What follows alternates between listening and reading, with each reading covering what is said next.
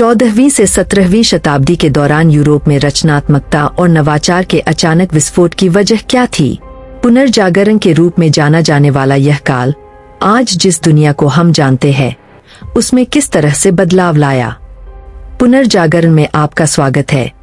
पुनर्जन्म का एक ऐसा काल जिसने इतिहास के पाठ्यक्रम को हमेशा के लिए बदल दिया।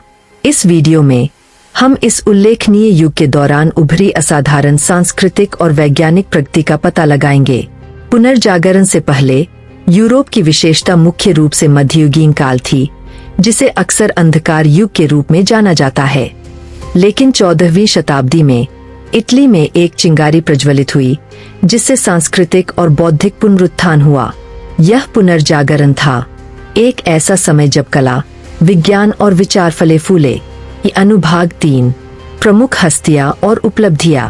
पुनर्जागरण के केंद्र में महान दिमाग थे, जिनके योगदान आज भी गूंजते हैं।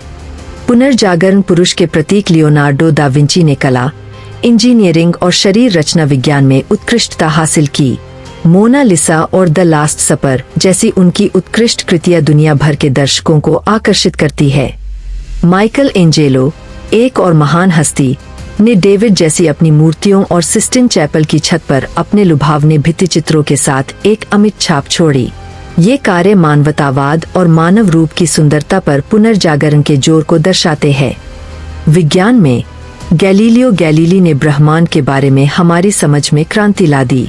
दूरबीन में उनके सुधार और हेलियोसेंट्रिक मॉडल के लिए उनके समर्थन ने उस समय के प्रचलित विचारों को चुनौती दी, जिससे आधुनिक खगोल विज्ञान का मार्ग प्रशस्त हुआ। पुनर्जागरण केवल व्यक्तिगत प्रतिभाओं के बारे में नहीं था, यह एक सांस्कृतिक आंदोलन था जिसने जीवन के सभी पहलुओं को प्रभावित किया।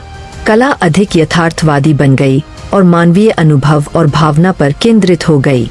वास्तुकला ने शास्त्रीय शैलियों के पुनरुद्धार को देखा, जिसमें ऐसे नवाचार थे जो सदियों तक यूरोपीय शहरी परिदृश्य को परिभाषित करेंगे। साहित्य का विकास हुआ, जिसमें दांते, पेट्रार्क और मैकियावेली जैसे लेखक मानव प्रकृति और राजनीति के विषयों की खोज करते थे। 15वीं शताब्दी के मध्य में जोहान्स गुटेनबर्ग द्वारा प्रिंटिंग प्रेस के आविष्कार ने पुस्तकों को अधिक सुलभ बना दिया, जिससे ज्ञान और विचारों का प्रसार पहले की तुलना में अधिक हुआ। कल्पना कीजिए कि आप लियोनार्डो दा विंची की कार्यशाला में कदम रखते हैं। यहाँ आप कला और विज्ञान का मिश्रण देखेंगे, जिसमें शारीरिक अध्ययनों के बगल में उड़ने वाली मशीनों के रेखाचित्र होंगे।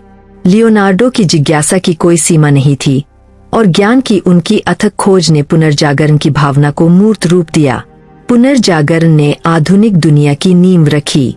जांच और नवाचार पर इसके जोर ने कला और साहित्य से लेकर विज्ञान और प्रौद्योगिकी तक विभिन्न क्षेत्रों में प्रगति को बढ़ावा दिया। ज्ञान और रचनात्मकता की हमारी निरंतर खोज में पुनर्जागरण की भावना आज भी जीवित है। निष्कर्ष, कार्रवाई का आह्वान। पुनर्जागरण असाधारण परिवर्तन और उपलब्धि का समय था। इसकी विरासत आज भी हमें प्रेरित करती है।